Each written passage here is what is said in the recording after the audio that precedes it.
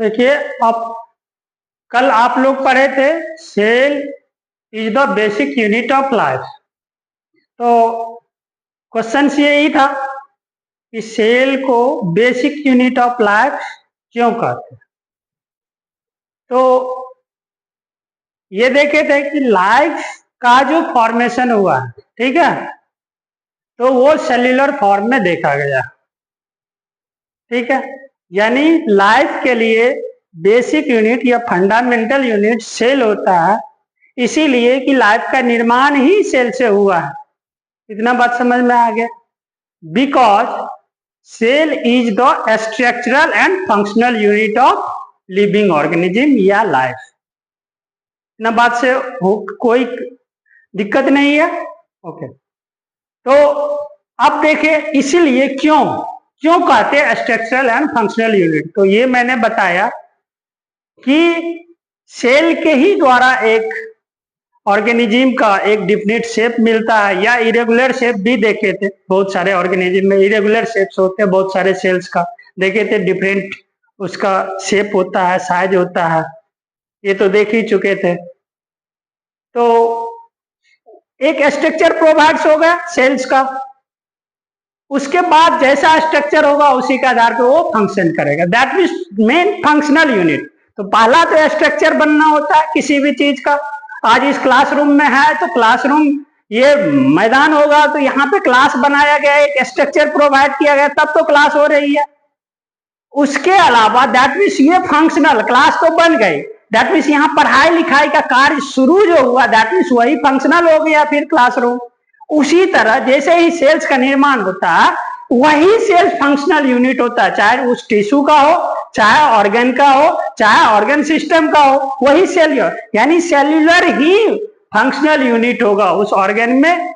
यदि ऑर्गन का सेल्स काम करना बंद कर जाए तो वो ऑर्गन जो है वो क्या हो जाएगा, काम करना बंद कर देगा, उसमें एबनॉर्मलिटी आ जाएगी। इतना बात समझ में आ गया। उसी का नेक्स्ट देख रहे हैं कि शेप तो देखे थे कि डिफरेंट शेप्स का होता है। अब इस पॉइंट में है कि द शेप ऑफ सेल में वैरी में अकॉर्डिंग टू परफॉर्म फंक्शंस, ठीक है। उसके फंक्शन के जो फंक्शन वो परफॉर्म करेगा उसके अनुसार उसका शेप जो होगा वो वैरी करेगा, ठीक है।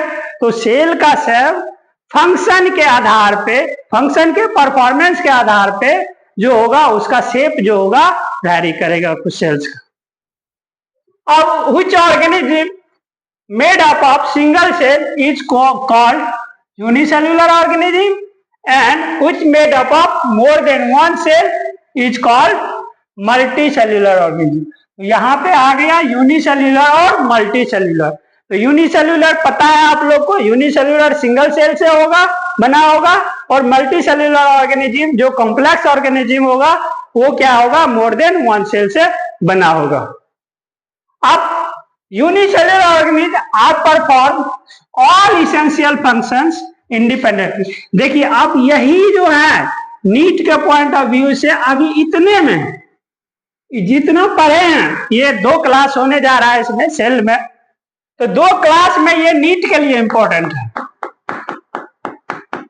नीट के लिए एनसीईआरटी का लाइन है सारे, तो नीट के लिए ये इंपॉर्टेंट हो गया कि यूनिसेल्युलर ऑर्गेनिज्म जो होगा वो जो फंक्शन परफॉर्म करेगा वो इसेंशियल फंक्शन वो इंडिपेंडेंटली करेगा, वो किसी पे निर्भर नहीं करेगा, वो खुद करेगा।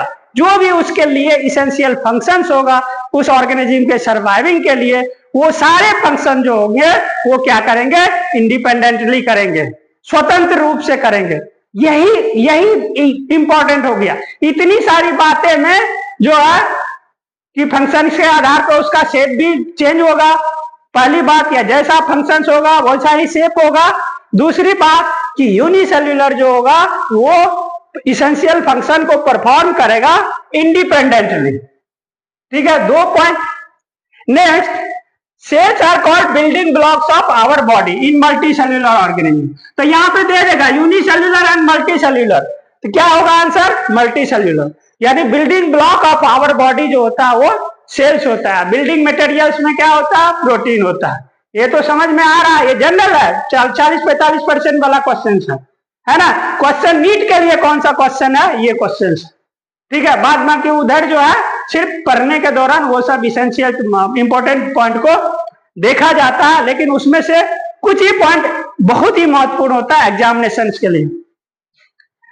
Then division of labour occurs in multicellular. अब आता है कि डिफरेंस बिटवीन, कल मैंने बताया था कि आज पढ़ाई होगी यूनिसेल्युलर और मल्टीसेल्युलर में क्या डिफरेंसेस है, प्रोकैरियोटिक और यूकैरियोटिक में क्या डिफरेंसेस है।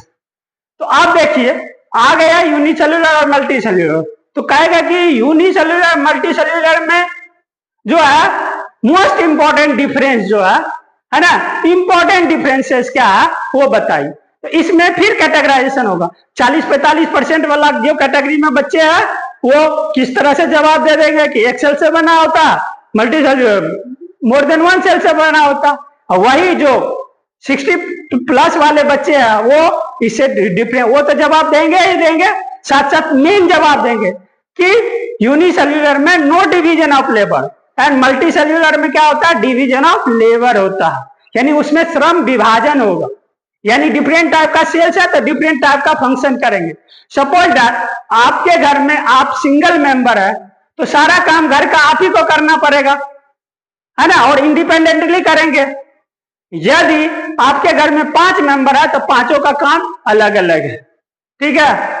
कोई मार्केट देख लिए, कोई किचन देख लिए, कोई डिफरेंट वर्क ऑफिस देख लिए, कोई डिफरेंट टाइप्स का और काम कर लिए, तो सबका काम अलग अलग बटा हुआ रहता है। तो समझ में आ गया मेन डिफरेंसेस कि मल्टीसेल्युलर में डिवीजन ऑफ लेबर होगा, यानी श्रम विभाजन होगा उसमें, और मल्टीसेल्युलर में इंडिपेंडेंटली वो क्या करेगा, वर्क करेगा सारे काम। इतना बात समझ में आ गया? Okay, thank you.